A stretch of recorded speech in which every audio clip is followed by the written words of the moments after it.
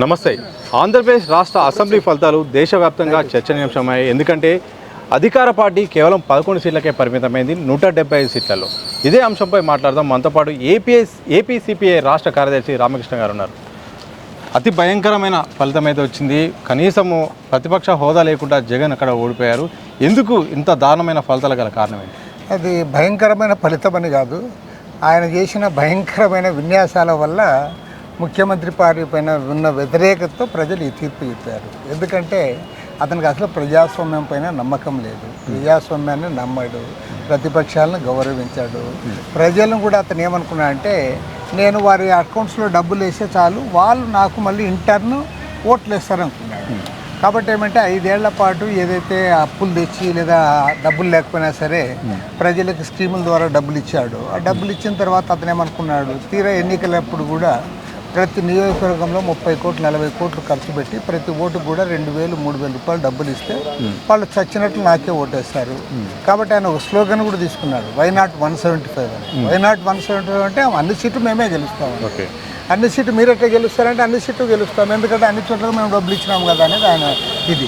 కాబట్టి ప్రజలు చాలా తెలివైన వాళ్ళు, ప్రజలు చాలా తెలివిగా వ్యవహరించారు. ఎందుకంటే ప్రజలు కోరుకునేది ఏమంటే ఆత్మగౌరవాన్ని కోరుకుంటారు, ప్రజాస్వామ్యాన్ని కోరుకుంటారు, అభివృద్ధి కావాలని కోరుకుంటారు. ఒక ప్రభుత్వం అంటే ఏ రకంగా పరిపాలన చేయాలనేది వాళ్ళు ఆలోచిస్తారు. నీవు పరిపాలన అంటే పోలీసులకు అప్పచెప్పి అందరూ కూడా కేసులు పెట్టి బెదిరించి జైళ్లలో పెట్టి చివరికి ప్రతిపక్ష నాయకుడు కూడా జైల్లో పెడతాను నేను అనుకుంటే అని బెదిరించడం ద్వారా నువ్వు ఎన్నికల్లో గెలవాలనుకున్నావు.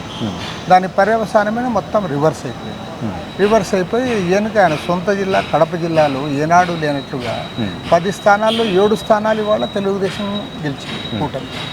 కాబట్టి ఏమంటే ఇది ప్రజలు ఎలాగూ ఓడిపోతుందని అందరూ అనుకున్నదే, కానీ ఇంత ఘోరంగా ఓడిపోతుందని వారు కూడా ఊహించారు. వైఎస్ఆర్ కాంగ్రెస్ పార్టీకి కూడా చివరిలో వారికి కూడా అనుమానం వచ్చింది. కానీ వాళ్ళ ధైర్యం ఏమంటే ప్రజలకు మేము డబ్బులు ఇచ్చాం, తర్వాత ఇప్పుడు కూడా మళ్ళీ ఓటుకు డబ్బులు ఇస్తా ఉన్నాం, వాలంటీర్ల ద్వారా సిస్టమేటిక్గా పంపిణీ చేస్తూ ఉన్నాం, అధికారం మా చేతుల్లో ఉంది అని అనుకున్నారు. కానీ ప్రజలు అన్నీ కూడా దీన్ని ఆలోచించి ప్రజాస్వామ్యబద్ధంగా నీవు లేవు కాబట్టి, నియంతృత్వ పద్ధతిలో నీవు పోతున్నావు కాబట్టి నువ్వు ఈ పదవికి అనర్హుడవని చెప్పి ప్రజలు తీర్పు.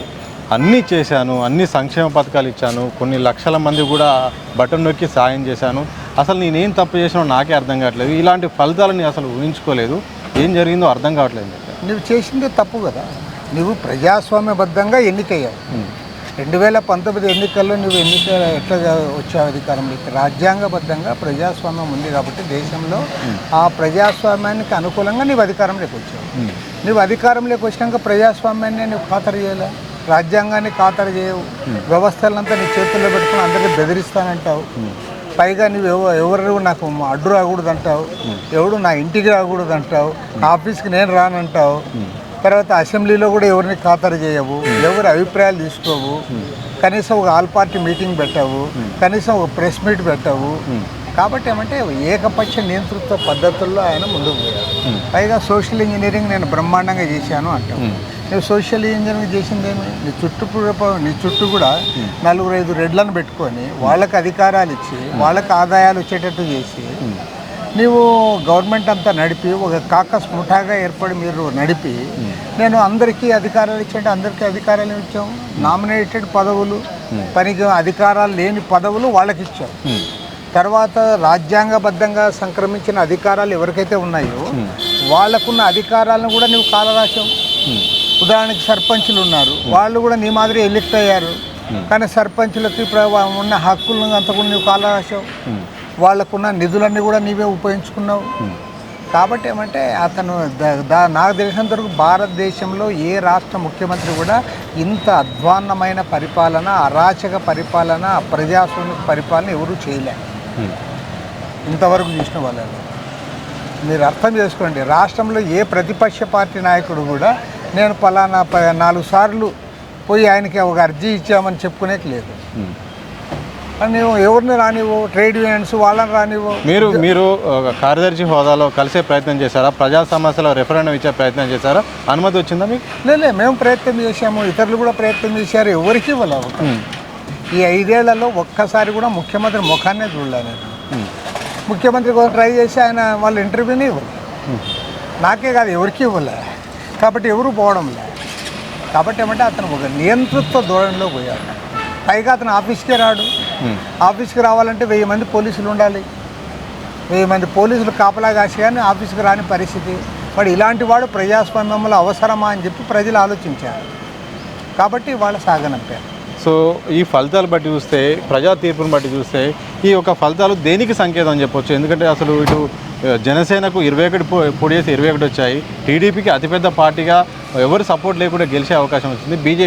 బీజేపీ అక్కడ లేని పార్టీ కూడా టికెట్ అన్నీ గెలిచాయి. అంటే దీనికి ఫలితాలను బట్టి ఏం చెప్తారు? ఇలా ప్రజలందరూ కూడా ఒకటే కోరుకున్నారు, ఈసారి ఎట్టి పరిస్థితుల్లో జగన్మోహన్ రెడ్డి మళ్ళీ గెలవకూడదు, ఇతను ఇలాంటి నియంత అధికారంలో ఉండకూడదు అనుకున్నారు. కాబట్టి వారికి ఎవరైతే ప్రతిపక్షంగా ఒక కూటమిగా ఏర్పడి వాళ్ళు పోటీ చేశారు కాబట్టి ఇంకా వేరే అంశమే అక్కడ ఆలోచించాలి. కేంద్ర రాజకీయాల గురించి కానీ, నరేంద్ర మోడీ విధానాల గురించి కానీ మరో ఏది ఆలోచించలే వాళ్ళు. సింపుల్గా ఈ ఎలక్షన్లలో జగన్మోహన్ రెడ్డి మళ్ళీ ముఖ్యమంత్రి కావాలనుకునే వాళ్ళు వన్ సైడ్ వాళ్ళు ఆయన కోటేశారు, వైఎస్ఆర్ కాంగ్రెస్. ఆయన పోవాలనుకునే వాళ్ళందరూ కూటమి కోటేశారు. కాబట్టి మా ఇండియా కూటమి అభ్యర్థులకు కూడా పెద్దగా ప్రజల ఆదరణ కనపడలేదు. మమ్మల్ని ఆదరించారంటే ఆదరించారు, మంచిగా చేశారు తప్ప మా ప్రచారం చెప్పింది విన్నారు తప్పితే ఓట్ల వచ్చేలోగా వాళ్ళిద్దరి మధ్య డివైడ్ అయిపోయింది. ఈ ఫలితాల తర్వాత ఇకపైన ప్రభుత్వం ఇప్పుడు కూటమి అధికారంలోకి వస్తుంది. భవిష్యత్తులో ఇండియా కూటమికి అక్కడ ఛాన్స్ ఉందా? కమ్యూనిస్టులకు కానీ కాంగ్రెస్ పార్టీకి ఏమైనా హోప్ ఉంటుందా? ఇప్పుడిప్పుడే చెప్పలేము. ఇప్పుడు ఇంకా దేశ రాజకీయాలు ఏ రకంగా టర్న్ అవుతాయి, రాష్ట్ర రాజకీయాలు ఏ రకంగా వస్తాయి అనేది ఇన్ డ్యూ కోర్స్ తెలుస్తుంది. ఇప్పటికైతే ఇప్పుడు జరిగింది ఇది, జరిగిన దాని పర్యవసానంగానే ఈ ఫలితాలు వచ్చాయి. కాబట్టి రాబోయే రోజుల్లో ఏం జరుగుతుంది అనేది లెట్ us see, చూద్దాం. ఇప్పుడు ఎందుకంటే కేంద్రంలో ఒక సంకీర్ణ ప్రభుత్వం వస్తూ ఉంది, ఇక్కడేమో తెలుగుదేశం గవర్నమెంట్ వస్తూ ఉంది. వచ్చిన తర్వాత వాళ్ళు ఏ రకంగా ముందుకు పోతారు, ఏ రకంగా రాష్ట్ర అభివృద్ధి కోసం చర్యలు చేపడతారు, జగన్మోహన్ రెడ్డి కంటే భిన్నంగా ఏ రకంగా పరిపాలన చేస్తారనేది కూడా ఆలోచిస్తారు. రెండోది ఏంటంటే జగన్మోహన్ రెడ్డి ఏదైతే సంక్షేమ కార్యక్రమాలు చెప్పాడు వాటికంటే ఎక్కువగా ఇప్పుడు చంద్రబాబు నాయుడు ఇస్తానని చెప్తా ఉన్నాడు. మరి అవి ఏ రకంగా అమలు చేస్తాడు, మరి ఆర్థిక వనరులు ఏమిటి, రాష్ట్రానికి ఇప్పుడు 13 లక్షల కోట్ల రూపాయల అప్పు ఉంది అంటూ ఉన్నారు. కాబట్టి ఏమంటే ఇలాంటి ఆర్థిక అధోగతి పాలైన పరిస్థితుల్లో రాష్ట్రం ఏ రకంగా ముందుకు పోతుంది అనేది అందరూ కూడా గమనిస్తూ ఉన్నారు. చూద్దాం. కానీ ఒకటి మాత్రం నేను అనుకుంటా ఉన్నాను, జగన్మోహన్ రెడ్డి అంత నియంతృత్వ పద్ధతుల్లో అప్రజాస్వామిక ధోరణిలో చంద్రబాబు నాయుడు వ్యవహరించకపోవచ్చు అని నేను అనుకుంటాను. ఎందుకంటే ఈ సీనియర్ పాలిటీషియన్, ఆయనకున్న అనుభవం రీత్యా అది చేయకపోవచ్చు అని అనుకుంటాను. సో చివరిగా చెప్పండి సార్, కూటమికి బ్రహ్మరథం పట్టారు ప్రజలు. సో మీరిచ్చే సలహా ఏమిటి? జగన్ చేయండి ఏంటిది, కూటమి భవిష్యత్తులో చేయాల్సిన అవసరం ఏముంది? 2019 ఎన్నికల్లో జగన్మోహన్ రెడ్డి గారు స్పష్టంగా చెప్పింది ఏమంటే, నాకు 25 మంది ఎంపీలు కూడా గెలిపించండి, నేను ప్రత్యేక హోదా సాధిస్తాను, విభజన హామీలు సాధిస్తాను అన్నాడు. ఈ 5 ఏళ్ల కాలంలో ఆయన ఏమీ చేయలేకపోయాడు, కనీసంపై అక్కడ మాట్లాడలేకపోయాడు. తర్వాత తన కేసుల గురించి ఆయన పాటుపడ్డాడు. ఇప్పుడేమంటే చంద్రబాబుకు ఒక మంచి అవకాశం వచ్చింది. ఇవాళ బీజేపీకి సొంతంగా మెజారిటీ వచ్చింటే వాళ్ళు కూడా ఈయన ఖాతరు చేసి ఉండేవాళ్ళు కాదేమో. కానీ ఇప్పుడు ఆ పరిస్థితి లేదు. కాబట్టి ఏమంటే ఇప్పుడున్న పరిస్థితిని బట్టి ఇవాళ విభజన హామీలు అమలు చేయించుకోవడానికి, ప్రత్యేక హోదా సాధించుకోవడానికి అవకాశం వచ్చింది. చంద్రబాబు నాయుడు గారు ఏ రకంగా మూవ్ అవుతాడో దాన్ని బట్టి మళ్ళీ మా అభిప్రాయం. Thank you very much sir. So మొత్తంగా ఇది ఏపీ సిపిఐ రాష్ట్ర కార్యదర్శి రామకృష్ణ గారు ప్రధానంగా చెప్తుంది. సో జగన్ మాత్రం కేవలం సంక్షేమానికి డబ్బులు ఇచ్చి ఓట్లను లాగొట్టుకునే ప్రయత్నం చేశారు, కానీ అది ప్రజలు విశ్వసించలేదు. అభివృద్ధి వైపే జనాలు అయితే ఉన్నారు. మొత్తంగా ప్రజలంతా ఏకదాటిగా అనుకొని మాత్రం కూటమికైతే ఓటేసి ఈరోజు టీడీపీ అలాగే జనసేన బీజేపీ అధికారంలోకి వచ్చేలాగా ప్రయత్నం చేశారని చెప్పారు. జగన్ చేసిన పాలనే దీనికి రెఫరెండంగా ప్రజలు వ్యతిరేకంగా ఈరోజు కూటమి గెలిపించుకున్నారని కూడా రామకృష్ణ గారు చెప్తున్న సందర్భం చూడొచ్చు. ప్రసాద్ దిశా టీవీ, హైదరాబాద్.